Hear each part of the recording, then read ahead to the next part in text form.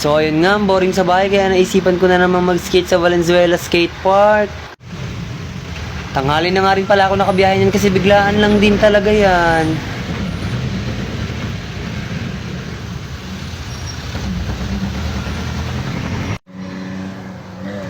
At ayun nga, nakarating na nga pala tayo sa bayan yan. Stoplight nga yan, kaya napag-isipan ko na sumingit-singit na lang. Pinalabas tayo sa may dito sa may mall na pinasuhan ko. Bawal daw. Pinagalitan ako, hindi ako kinausap ng maayos. Siyempre ako bastos, walang galang. Nagdahilan ako, sabi ko hindi naman po ako naglalaro.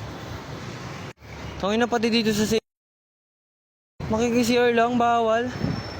Tangin na ngayon. Lunukin ko na lang ehe ko. Nakasakay na ako. Pinigil ko na lang ehe ko.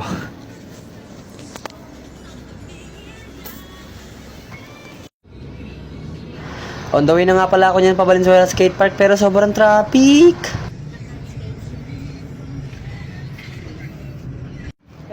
Nakabili tayo guys ulit. Second time. Ang bait nila.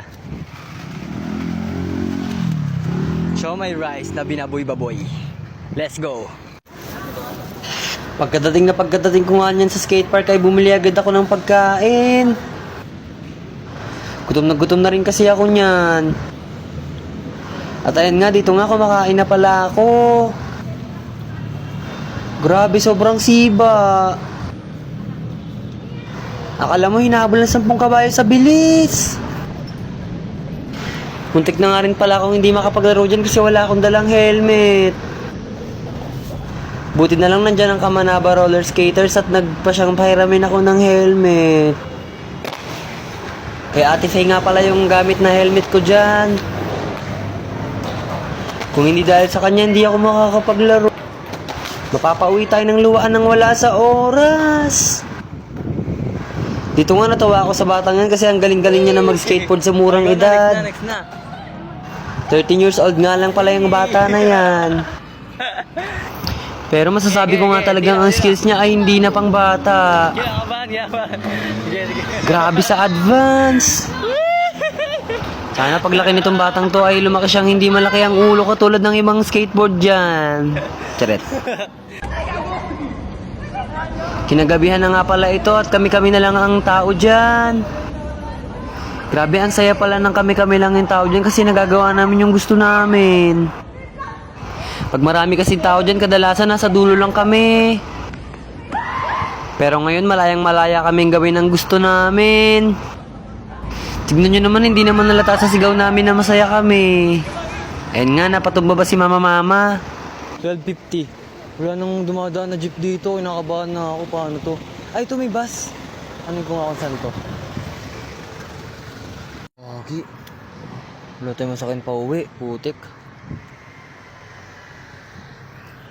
Na yan. Good news, di tayo pinansin ng bus. Aray mo, paano to gagi?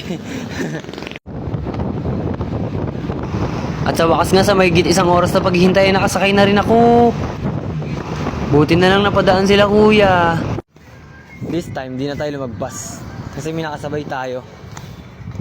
Si kuya, tinuro sa atin yung daan. Tapos ito na, nandito na ako sa Malaria, hindi na lagbas. Malaria ng Barangay 185. Alam ko na dito, nakapag-trail na ako dito eh. Yun na, ang playground ko. My specialty. Charet.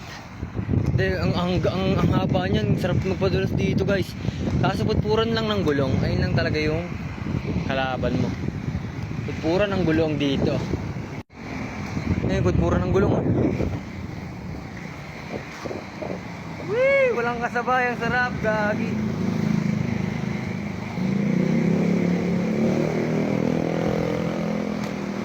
Ay gagi, ito na, nandito na ako sa yan pa isa. Ayun naman, ano lang siya, konting turok lang pero pababa rin, mahaba siya. Papakaliwa tayo tapos dire-diretso na. Barracks na to, barracks. Wee! Sarap gagi. Ito lang ang parusa. Tingnan nyo naman.